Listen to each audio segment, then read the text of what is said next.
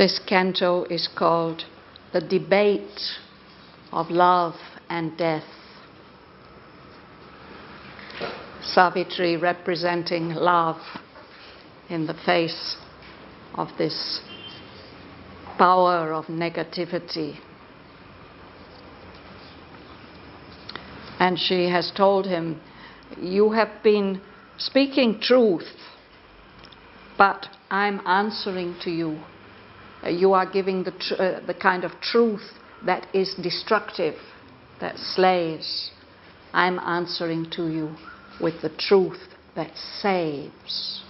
And we are now reading Savitri's answer to that, all these arguments of death. And she is beginning to tell him about the creation of the world, how we should understand it.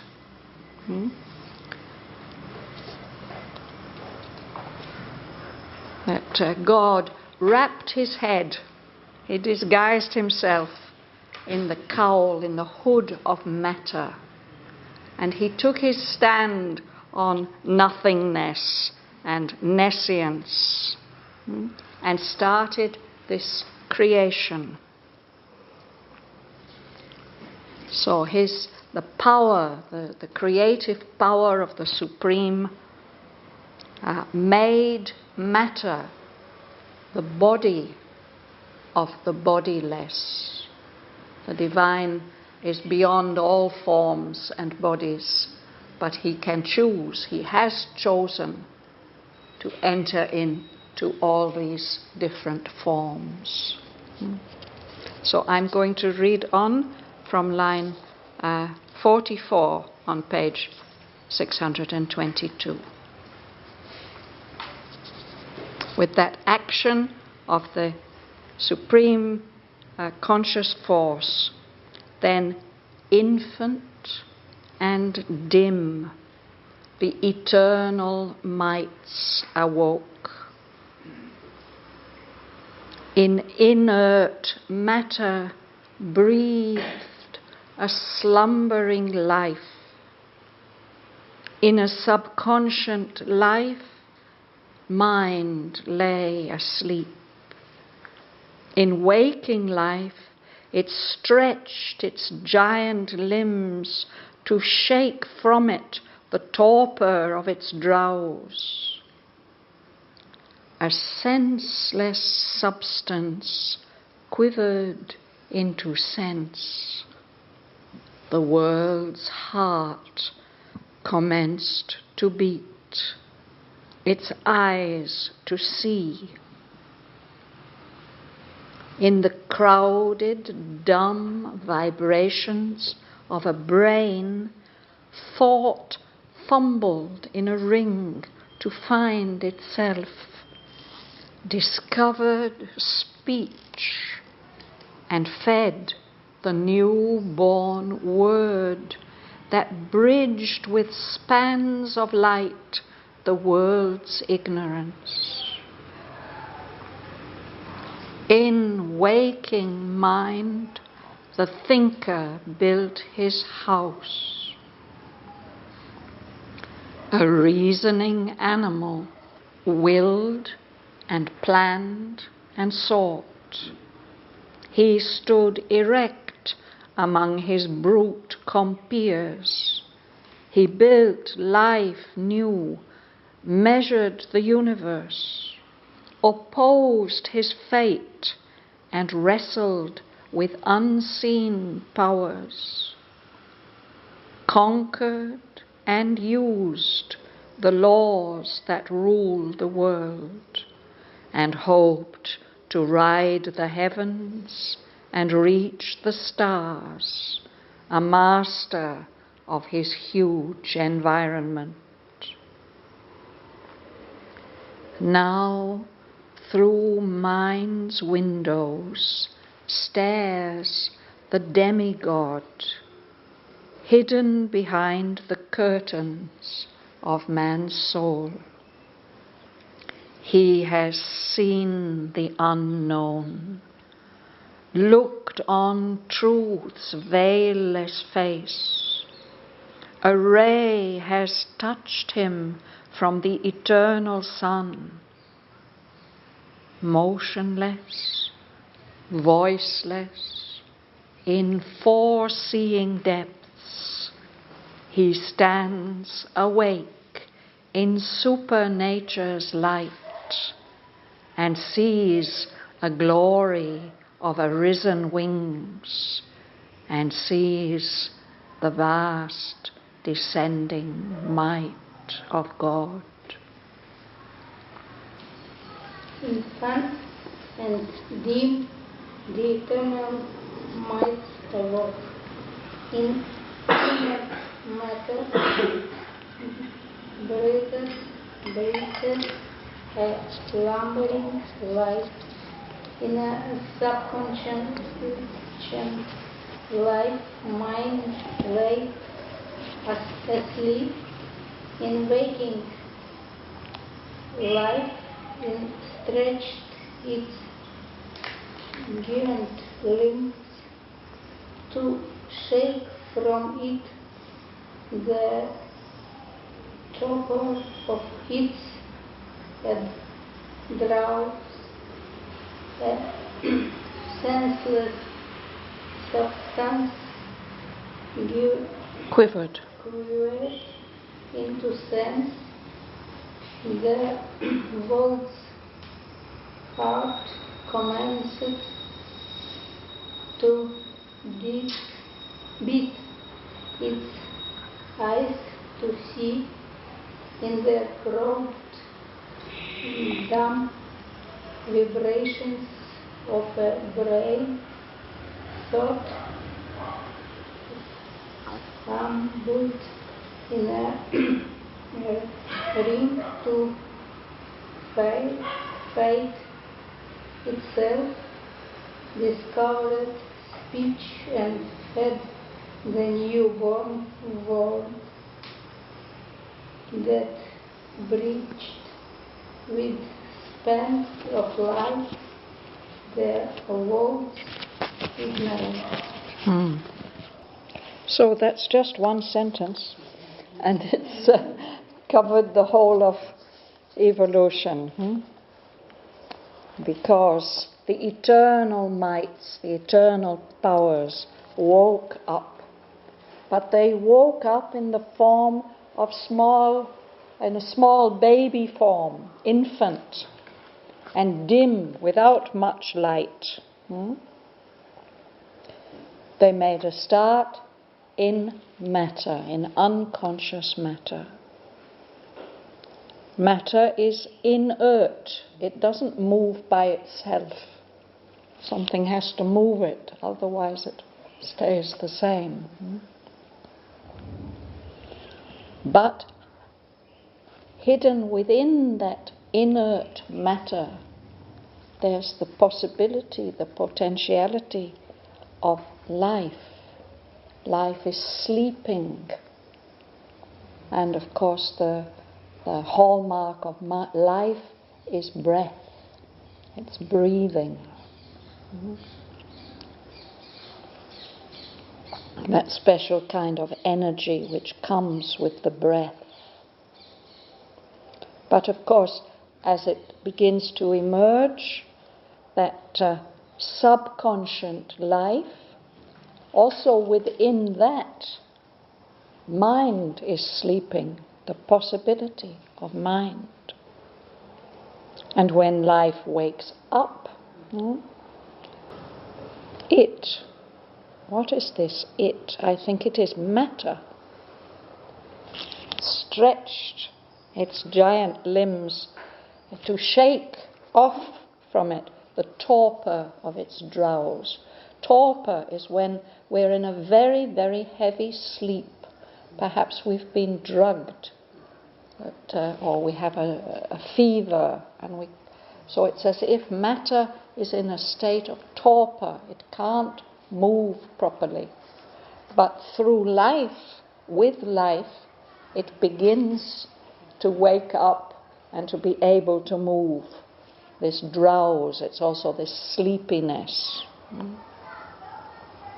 And with life too, this matter which doesn't have senses, but in a living form, in the physical form, in living matter, the power of the senses awakes. Even in the most primitive life form, there's the capacity of sensing, of these little single-celled creatures. They can feel, oh, there is light, I should go that way, or there is too much salt, I must stay away from that. They have a capacity of sense, and that's very, very characteristic, and that with the evolution of life, that sense capacity becomes much more complex and becomes even the basis of our thinking. The sense impressions are very, very important. So with this awakening of life, the world's heart started to beat, this beat of life, and it developed eyes that could see. And then something like a brain develops through the stimulus of these sense impressions, the crowded, dumb vibrations of a brain. Actually, what's going on in the physical brain is chemical reactions and electric impulses. So, vibrations, crowded, dumb vibrations of a brain. But somehow the eternal power of thought could use that. But it's also not able to use it very powerfully at first. Thought fumbled in a ring. Fumbling is what you do when your hands are not skillful and you can't do it right. No? And it goes round and round in a circle. You have the word for it in Dutch? When you try to get the key in the lock and you can't. No? Yeah, fumbling. Yes. So the thought was first of all fumbling and going around in a circle, trying to find itself. But eventually it developed the power of speech. And this is such an important faculty. In the Vedas they speak about vak, this power of the word, the power of speech. So once this develops, thinking as we know it becomes possible. This newborn, this faculty of the word, bridged with spans of light the world's ignorance. Speech allows communication. So the world's ignorance is spread out all over all the thinking forms. But if communication becomes possible, that's like building a bridge. And a bridge has a span, it spans a gap. So these are spans of light, of consciousness and awareness, spanning the world's ignorance. So how many lines is it? 10. Yes, it's just 10 lines. So that's quite a mastery of language, that he can give us the whole history of evolution in 10 beautiful lines. So there is another mind called life mind. Here it says in A subconscious life mind lay asleep. Yes. So if we really go into the philosophy of it, then in the Life Divine, Sri Aurobindo explains to us that these principles of matter and life and mind are everywhere. And they mingle even, so that in matter there might even be a kind of matter consciousness, and a matter life.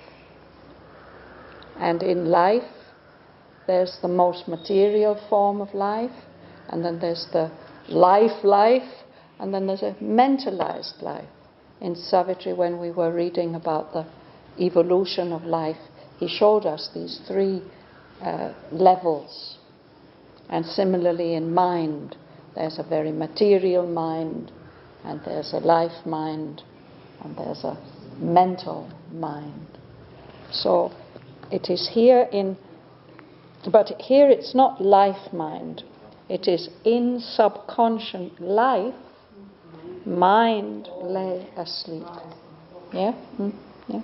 In life, mind is sleeping. But there is a life mind and a body mind and so on. So we'll go on, Bhavana. In waking mind, the thinker built his house. A reasoning animal willed and planned and sought. He stood erect among his brute compeers.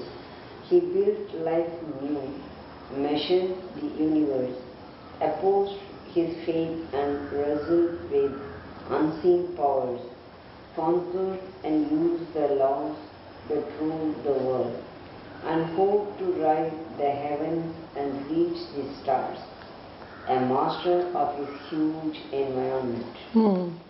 So this is man, the mental being, the thinker. In this world of waking mind, the thinker built his house. And as a result of that, in the evolution, this reasoning animal, this human being, who has an animal body, but has the capacity, the mental capacity of reasoning and willing, making choices, looking into the future, planning and seeking, trying to find things and particularly knowledge.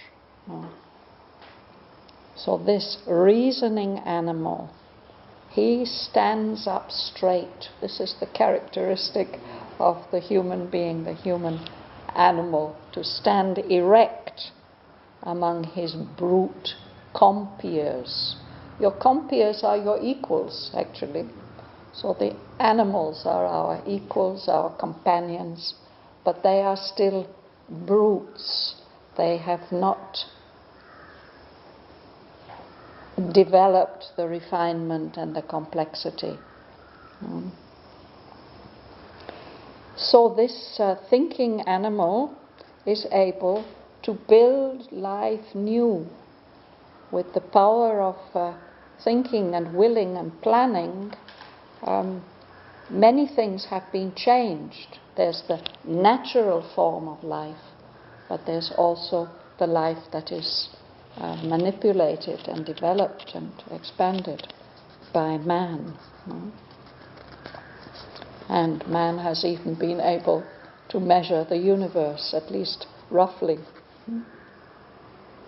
And the other thing that man has done, which the poor animals can't do, I noticed this, they can't oppose their fate. They may like to, they would like to be able to get through the door and go out, but unless there's somebody there to open the door, they can't do it. But man somehow can do that, fight against, be aware and fight against his fate, and wrestle, struggle with powers which can't be seen, invisible powers and influences. Man has been able to conquer and to use the laws that rule the world, the laws of physics and the laws of nature. And he's conceived this aspiration to be able to travel through space and reach the stars, and become the master of this huge environment, again the material universe. or at least the earth. So this is the next step in evolution. And then there's one more step that has actually been achieved, Martin. Now, through mind's window stares the demigod, hidden behind the curtains of man's soul. He has seen the unknown, looked on truth's veilless face. A ray has touched him from the eternal sun, motionless, voiceless, in foreseeing depths. He stands awake in supernature's light and sees the glory of arisen wings and sees the vast descending might of God. Perhaps we could say this is the development of the spiritual being.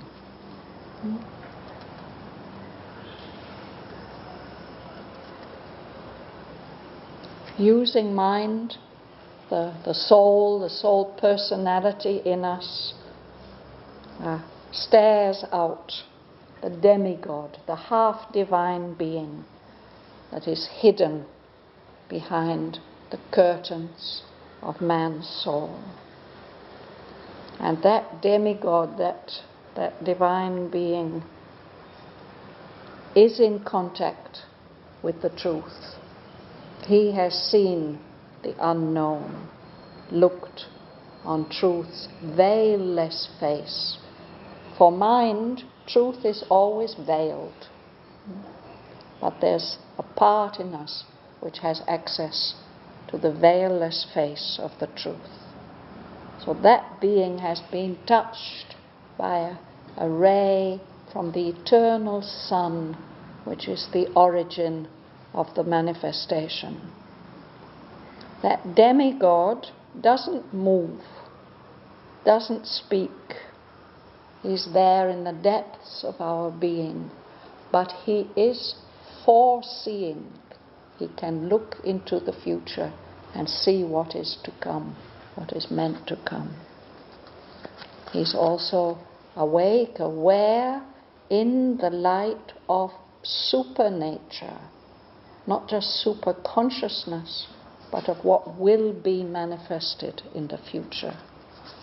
And so he sees as if a glory of arisen wings, that the inner beings will be able to fly up into that light of supernature, and it foresees the vast descending might of God, the future possibility of a totally transformed divine world.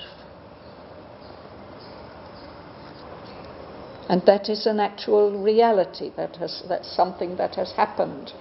Sri Aurobindo could say that because it had happened in him, that he could look and foresee the supramental descent.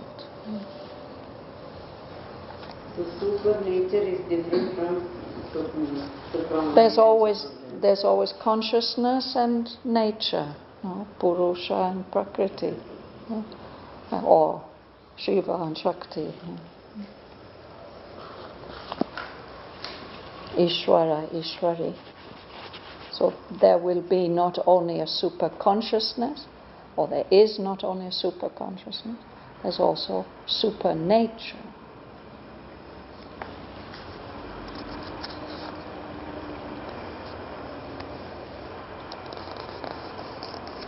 O Deva, thou lookest on an unfinished world, assailed by thee, and of it road unsure, peopled by imperfect mind and ignorant life, and say, God is not, and all is vain. So that's what she tells him. Your negative view is because you're looking at an unfinished world. It's as if you go and criticize the painter before he has finished his picture. Actually, you have no idea what it will look like when it's finished. The world is unfinished. This world is under attack by you, death, and it is unsure of its road, where it has to go. This world is peopled by imperfect minds and ignorant lives. That's all of us.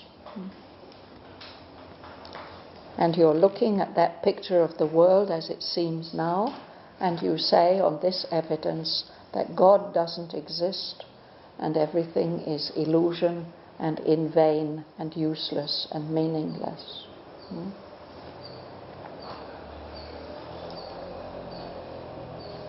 Ganga Lakshmi. How shall the child already be the man? Because he is infant, shall he never know? Because he is ignorant, shall he never learn? So, good questions. No? The questions answer themselves. Yeah. Yeah. Shamala, would you read? Okay. In a small fragile seed, a great tree lies. A tiny gene, a thinking being is shut. A little elephant in a little swarm. It grows and is a conqueror and a sage. These are the miracles of life. No?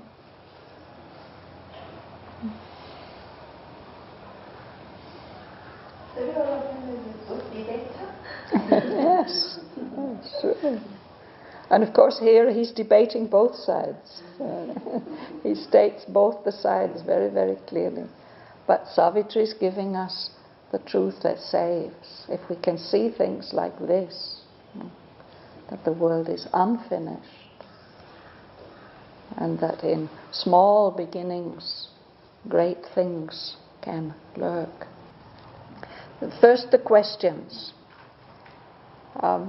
You may look at a child and see how stupid and foolish he is and unskillful.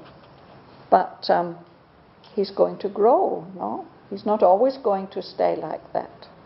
Yeah? Maybe he's ignorant at the beginning, but he can learn.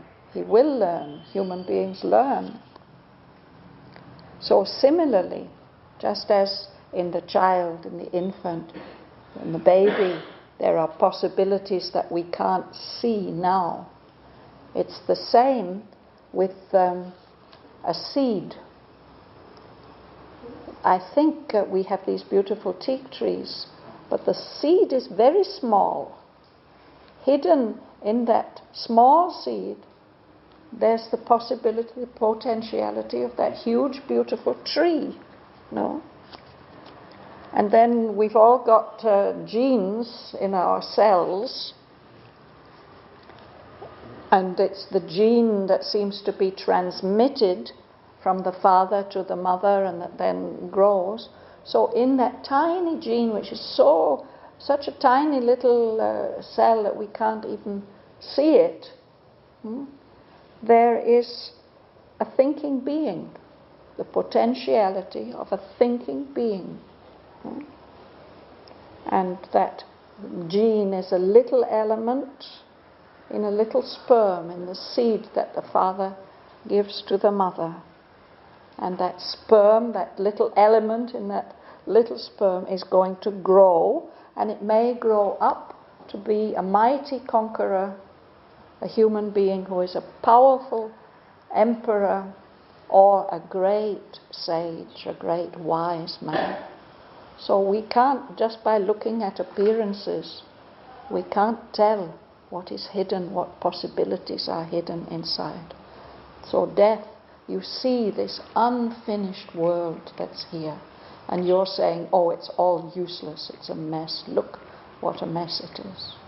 You don't know what possibility is hidden within it. Sergei. Then wilt thou spill out the gross mystery, deny the occult spiritual realm? Then wilt thou say there is no spirit, no God? You know this word spew? It means spit or vomit. Are you, Death, are you going to spit out this mystic truth that is hidden there? Are you going to deny this hidden, mysterious, occult, spiritual miracle? When you see these things that are there in the physical world, are you still going to say that there's no spirit, no God? How could they happen otherwise? In new materials, nature waits and says, he has invented speech, unveiled a world, something that waits beyond towards which she strives, something Surrounds her. into which she grows, to uncover the spirit, to change back into God, to accept herself is her task.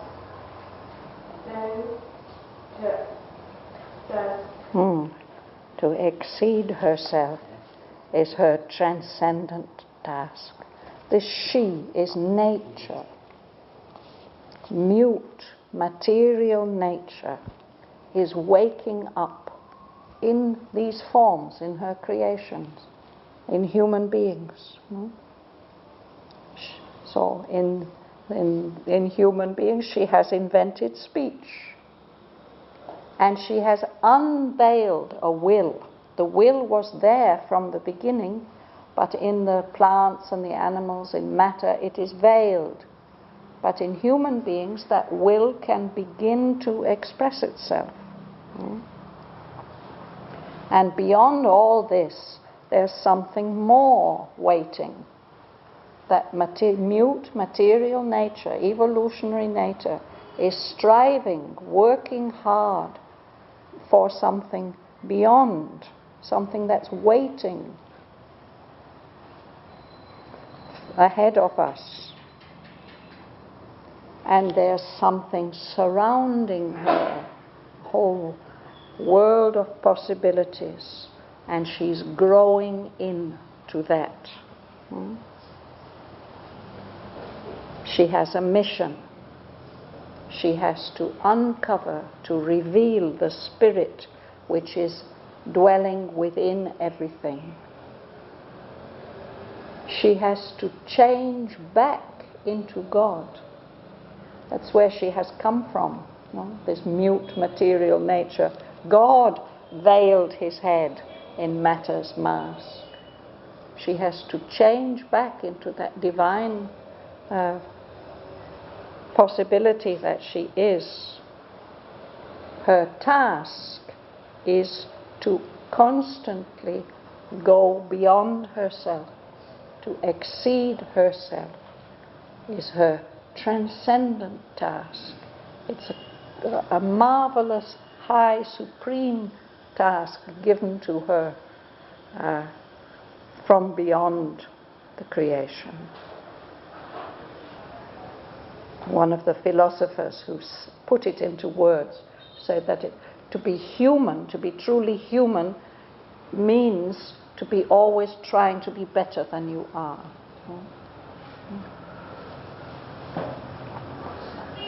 And that's because of this evolutionary drive and urge, this will which has been there in the creation from the very beginning. Uda, you would read?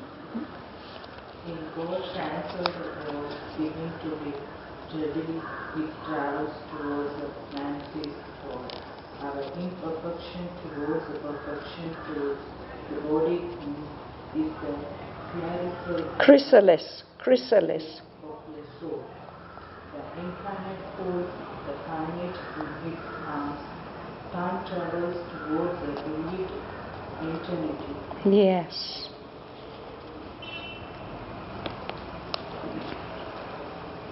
So, the world began to be hidden within God. Before he revealed any of it, it began to be already in the conception of the Lord. And tardily, slowly, gradually, it's traveling towards the full manifestation of divine possibility.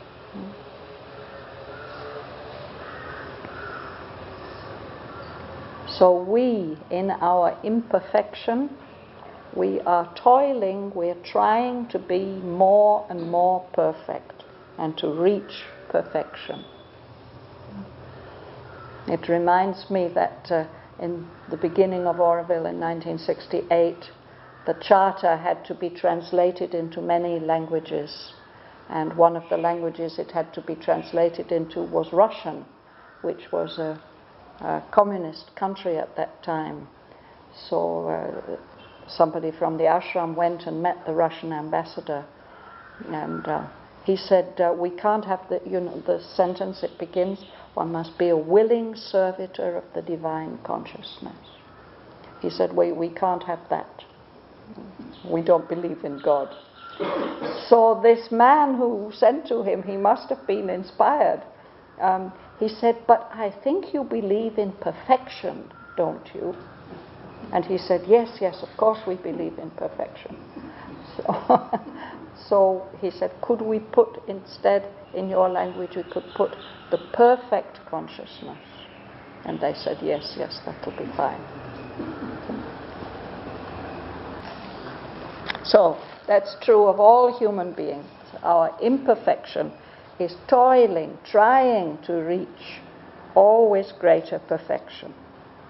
And this body that we have is the chrysalis of a soul. A chrysalis is a stage in the development of an insect. For example, with butterflies. Butterflies lay eggs, and the eggs develop into caterpillars. And then the caterpillars eat lots of leaves and put out silk and spin themselves a cocoon. And inside that cocoon, the actual caterpillar disappears. It dissolves into liquid full of DNA. But there it forms something. And eventually it opens up that cocoon and out comes the butterfly. So I think the chrysalis stage is that cocoon. If I'm right. Somebody can look it up in a biology textbook and tell me. The chrysalis. It's this stage where it doesn't look anything like the thing that's going to be. It doesn't give any clue what will emerge. So this body doesn't really indicate the soul that will emerge from it. What is limitless, what is infinite, is holding, protecting, embracing all these limited forms of the world in its arms.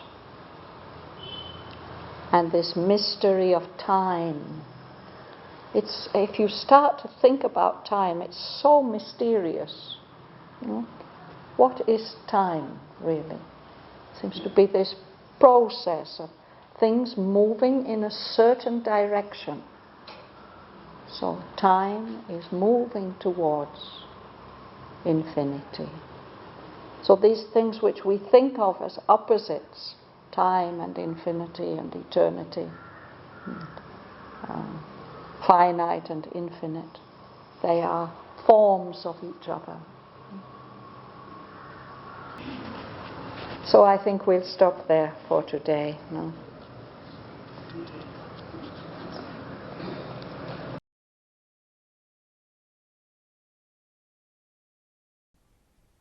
Infant and dim, the eternal mights awoke.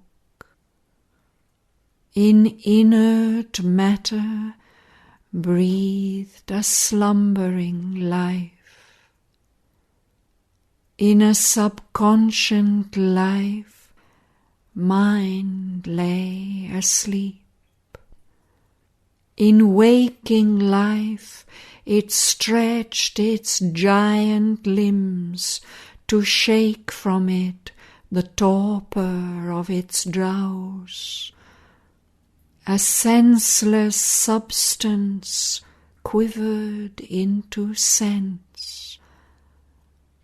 The world's heart commenced to beat, its eyes to see.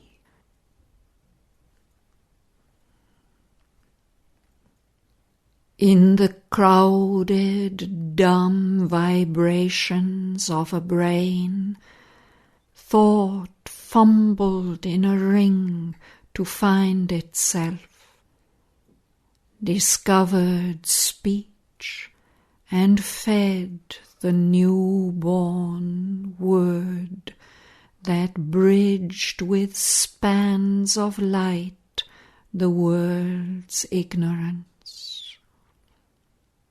In waking mind, the thinker built his house.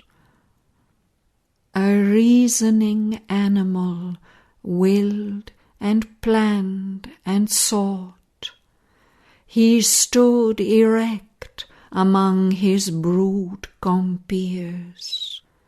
He built life new, measured the universe, opposed his fate, and wrestled with unseen powers, conquered and used the laws that rule the world, and hoped to ride the heavens and reach the stars, a master of his huge environment.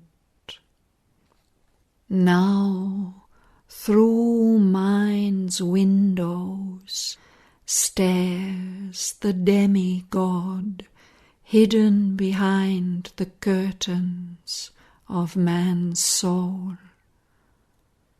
He has seen the unknown, looked on truth's veilless face.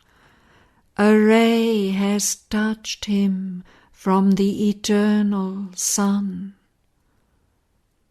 Motionless, voiceless, in foreseeing depths, he stands awake in supernature's light, and sees a glory of arisen wings, and sees the vast descending might of God. O death, thou look'st on an unfinished world, assailed by thee and of its road unsure, peopled by imperfect minds and ignorant lives, and sayest, God is not, and all is vain. How shall the child already be the man? Because he is infant, shall he never grow? Because he is ignorant, shall he never learn? In a small, fragile seed, a great tree lurks. In a tiny gene, a thinking being is shut. a little element in a little sperm, it grows and is a conqueror and a sage. Then wilt thou spew out death, God's mystic truth, deny the occult spiritual miracle?